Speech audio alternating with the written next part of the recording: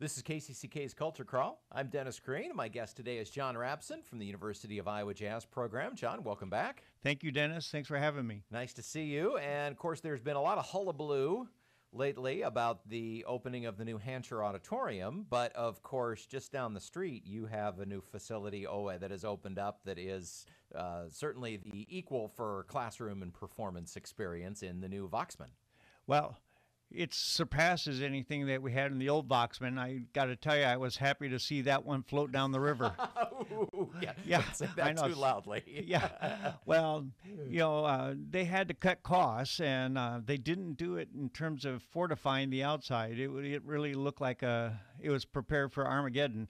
But inside, we could hear 4 and 5 studios in the air handling, and so just the very fact that we have wonderful sound separation between studios.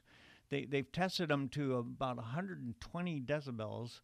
And to give you an idea how loud that is, the highest reading I've ever had in front of Johnson County Landmark is a 92.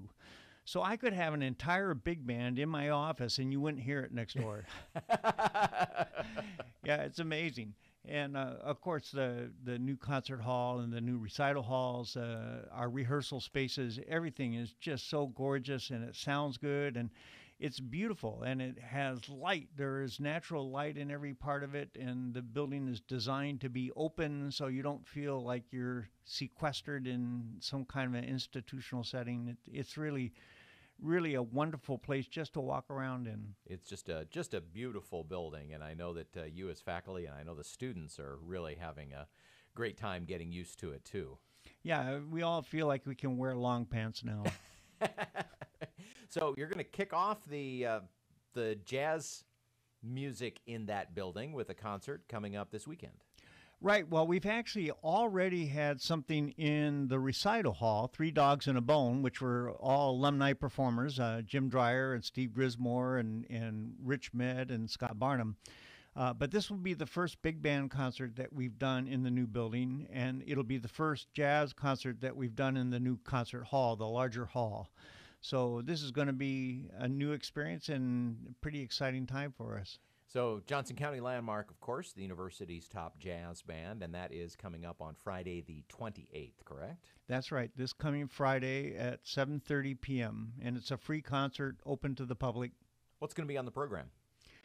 We are featuring alumni artists both as guest soloists as well as composers.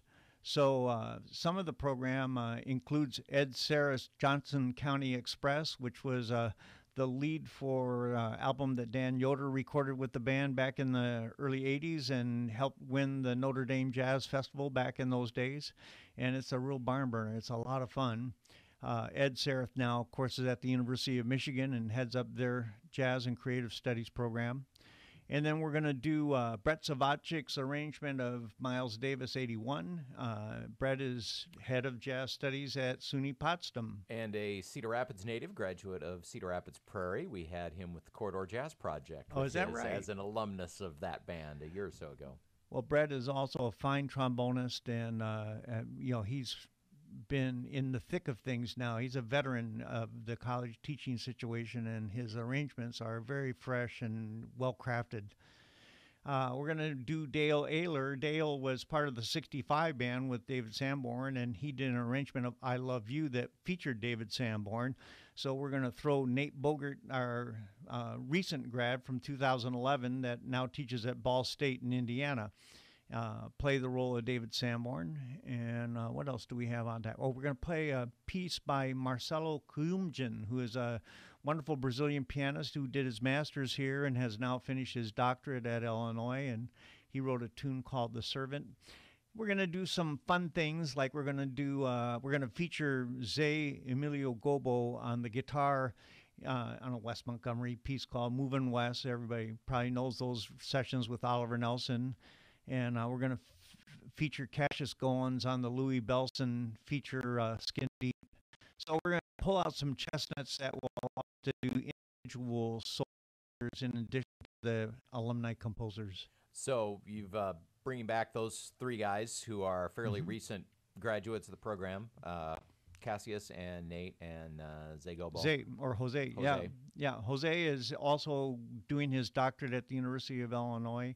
And both Cassius and Nate are teaching at Ball State in Indiana now. Well, that's as the professor, that has got to be, I mean, second only to having musicians go out, and make their careers as successful performers and recording artists. Having them go into teaching has got to feel like just about the coolest thing you can do. Well, and there's not a clear distinction between those routes, because today you do it all. The university is the patron of the arts.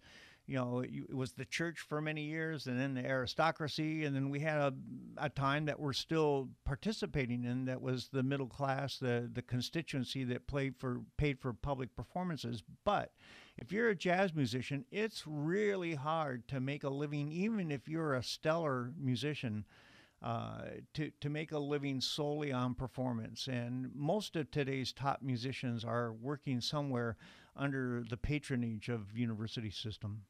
Talking with John Rapson from the University of Iowa about this several upcoming concerts. So you've got the Johnson County Landmark on Friday, and then the alumni band is featuring the guests is going to be playing. Is that Saturday? That's the very next night at the Trumpet Blossom.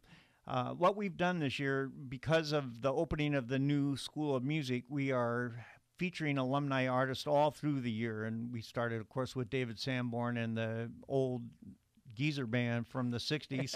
That was a great start in September. And the way that I decided to make invitations was to focus on small groups. Nate and Cassius belong to a group called Group Theory. And what we want to do is to have 2 concerts for every alumni group that comes in. We'll have a small group thing where we have them present the material that they've continued to work on as professionals. And then we'll also feature them individually as soloists with Johnson County Landmark. So it's always a 2-for-1. John, thanks so much for coming in. I was so grateful to have the opportunity. Thanks.